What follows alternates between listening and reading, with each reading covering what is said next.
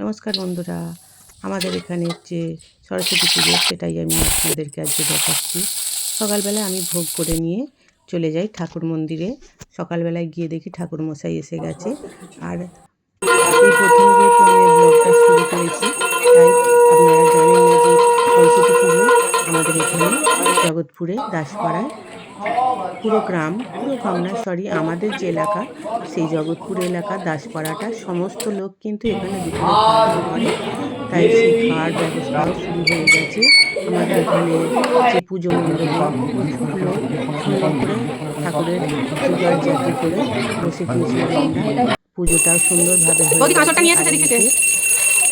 ঠাকুর মশাই আরতি, হোম, অঞ্জলি সব কিছু পরপর নিয়ম মতো ঠিক টাইমে সব কিছু পুজো হয়ে গেছে। তারপর আমাদের অনেকটাই দেরি হয়ে গেছে যে পুজো প্যান্ডেলে খেতে যেতে প্রায় 2:30 বাজে।